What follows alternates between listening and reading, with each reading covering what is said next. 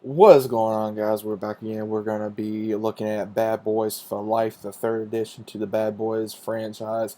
Now, if you guys are fans of this, go ahead and check out for the review. If you guys don't want to be spoiled, then go ahead and click it off. Go check out the movie and come back.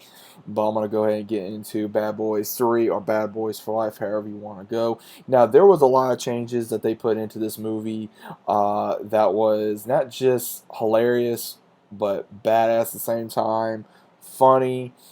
A lot of things I did not think they were going to be putting into this movie, such as, first off, through the entirety of the story, where you have basically an assassin who is trying to kill Will Smith's character, Mike, and then we have where he does tell Marcus later on of a possibility of a connection, which I'm going to get to here in a little bit.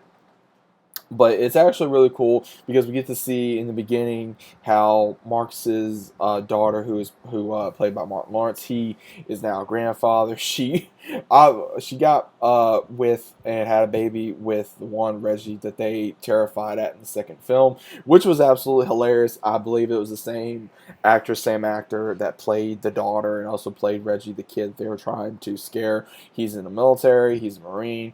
Then later on through the movie, they get married, and then Marcus wants to retire. He wants to put his gun down, but then when Mike gets shot by the assassin when they're trying to celebrate after him becoming a grandfather, he is more in denial. He does not want Mike to die, but Mike does survive, and then Mike goes out for revenge, and he's trying to figure out who tried to kill him, who almost put him on his deathbed, and he goes through this mortality. He basically does get his mortality tested in this film, but a lot of this film, I do agree that there was some things that was kind of like, okay, they were trying either too hard to keep it the same, or they were trying to make it different. Because a lot of, I think everyone could probably agree with me when I say this, that a lot of people could tell that they didn't just put that the new age group in this film, but because there was a character that had like he was an asshole,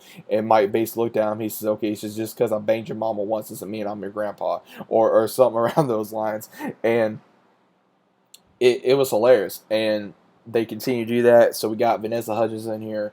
We got the captain. He's returned in the film. He's in there for a while, and he does get Mike to realize that he's not immortal.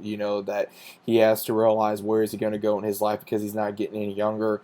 And it does get tested. So I really do like how they put morality in this film, that you could only go so far as the eye can see.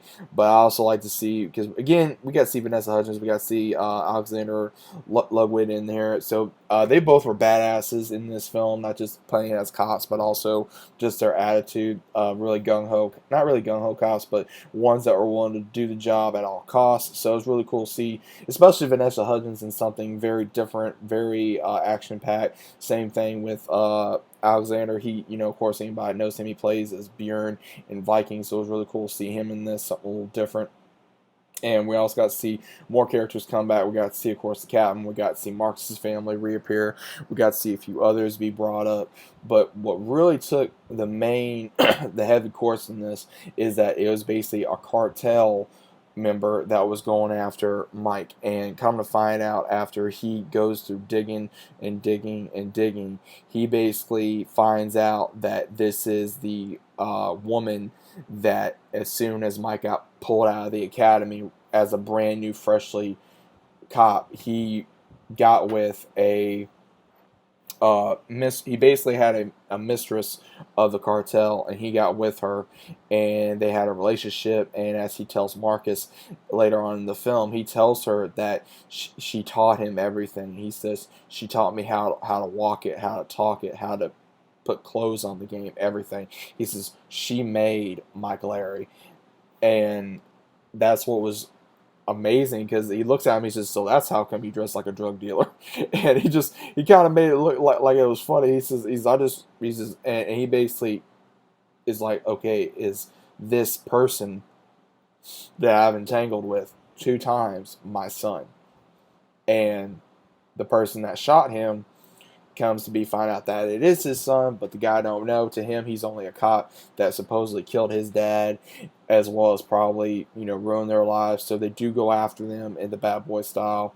Has this big shootout, and it does get revealed that that is his son, and they do kill the cartel, which as a Will Smith calls her, and then they do arrest his son, and they basically go and state that Martin Lawrence is not going to retire until he's good and ready, and he's going to continue riding with Will Smith's character for as long as either one of them want to continue riding. And looks like we will have more the characters come back with Vanessa Hudgens and Alex Ludwig character.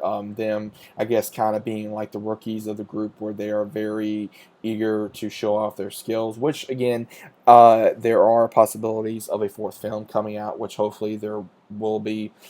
Depending on how it happens, I don't know if it's one of those. There is room for there is room for a fourth film. It is. It all depends if Will Smith and Martin Lawrence want to continue to do maybe one last one. Now, would it be good to have a fourth film? That's debatable. Right now, it took so many years to do this film for years, and the second one was made in what, like it was 2003, I believe. It was made. So it's been longer than 10 years. It's been going on 13 years, I want to say. Yeah, 13, yeah, about 13 years or something around there. Um, it is unbelievable to not just see Bad Boys back on screen, but to be able to have that duo come back. Because, guys, I grew up watching Bad Boys. I grew up watching it. Bad Boys 1 is a classic. Bad Boys 2 is a classic. This one is definitely going to go in there as well as a classic. So I firmly believe that, again, this film as a whole was probably, I want to give it maybe a 9.9, maybe. Was it the best film? No. But it was a hell of a film. There was issues in there, like with Martin Lawrence saying, "Oh, like him being, possibly being a coward to pull a gun," and then he finally started to do that because he wanted to live peacefully, and it kind of went back and forth.